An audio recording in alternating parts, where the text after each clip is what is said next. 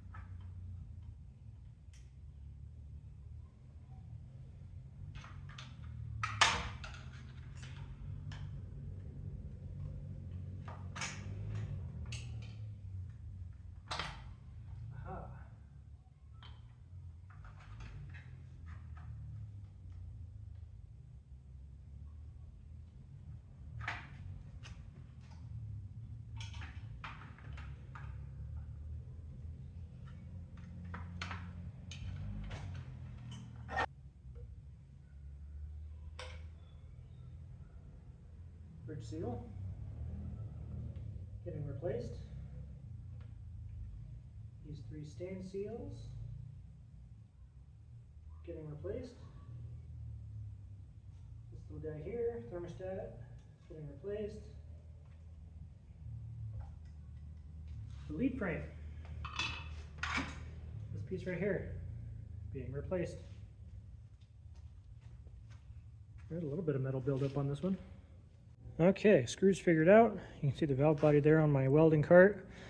This guy here. So now we're going to pull out the drum, or the pump, sorry, and start pulling the core out. All right, so you can see we're back here out at the shop. I'm going to get further on part 1 of this rebuild, and figured it was as good a time as any to introduce the parts that I'm putting into it. See right here is a TCS 300M steel billet intermediate shaft. Dorman pan with a drain plug, and I actually need to grab the magnet out of that to put in there. I'm kind of don't have a sense of scale here. Thermostat bypass that goes in the valve body, or under the valve body, somewhere in there. And finally, a Suncoast Category 0 or Raybestos GPZ clutch kit, full clutch kit, A through E. So, provided the case is still good, which it should be, it's actually a pretty clean transmission. All of this in the truck should support in the neighborhood of 800 to 850 horsepower, provided I assemble it correctly. So, let's finish tearing the case down, and I'll show you what else I've got going on. And I actually forgot one more part, but I will show you what that is. If you watched my last long video, you'll know what it is already. But once I get the old piece out of there, I can show you what the new piece is. So let's get to it. Okay, so there's most of the innards of a 6R80. You have your B clutch basket here. This is the forward clutch outer shell that goes over that. It's your output shaft there, intermediate shaft assembly there, and your center support. Now if you'll remember, I have another one of these. It's sitting over here. So let's compare the two real quick. But first, I realized I forgot another part. This guy here. So this is a Sonax, brand new out of the bag, billet, not cast, billet, E-apply piston. I believe it goes in that stack there. I haven't had it apart all the way yet to find out, but I believe it goes in this end underneath those clutches. So we'll figure that out together, I guess. Now, as for the center supports, a nice planetary unit here. Set this aside.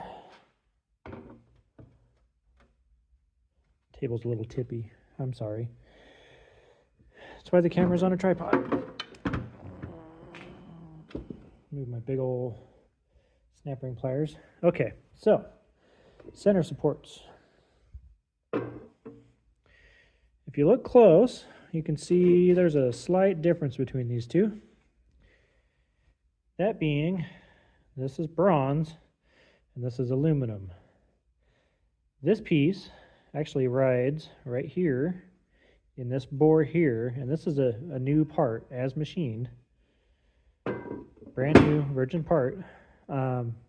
Supports this clutch assembly, or no, my mistake.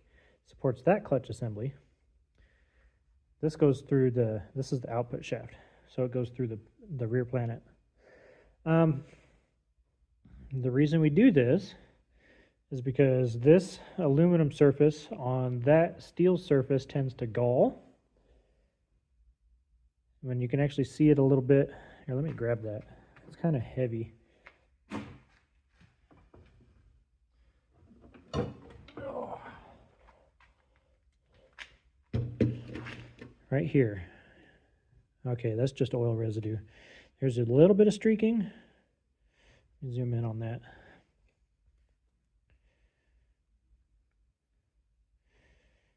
This wear, damn it, this wear right here is what we're trying to avoid by going to the bronze bushing. So there are other pieces that go in here, but this fits on over the top just like that and supports this shaft assembly. So better fit that is, and that's actually fairly good. I think I'm up against the seals there. No, that's seated all the way.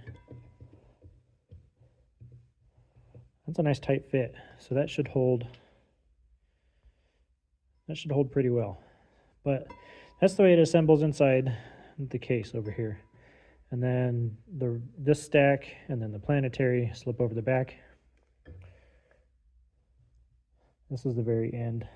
The planetary goes on first, and then this, and then, yeah, so you get it.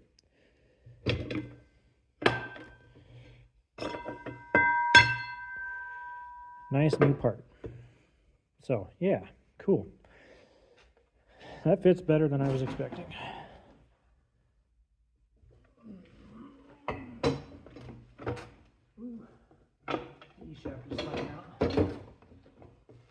As you can see, there's some heat marking going on here.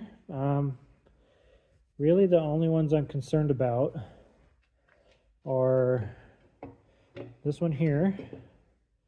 You see it's not all the way around. This one here on this shaft, which that isn't load bearing, so I don't know why that would be getting hot, because the load bearing surfaces are not hot.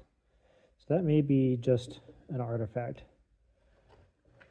We got this surface here, a little bit of berneeling from the shim and slight discoloration there. And then on the pump, all that heat marking there. I don't know if this is normal or not, so I'm going to ask around. If I need a new pump, I'll get one ordered. Thankfully, it's the last piece in the stack, so if I'm waiting on this, it's not the end of the world. But I can't, actually that's pretty high in the stack too, but I can't put this in without this because they're snap ring together. So yeah, output shaft looks great. The planetaries look great. Reverse sprag clutch, which I think this is the part that's broken in my truck right now. What this does is it spins in one direction, but not in the other. It's supposed to anyway. I believe the one in my truck is either exploded or the dogs that keep this clutch mechanism from turning have all shattered. So that took out low, first gear, and reverse. Awesome time. But yeah, anyway, I think this concludes part one. I'll probably do the intermediate shaft, prep the center support and figure out where the hell this mousetrap spring came from. But other than that, it's almost time to start soaking clutches, and we can get this thing put back together and in the truck.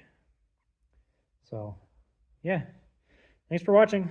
Subscribe if you're new, hit the like button on your way out, and we'll see you in part two.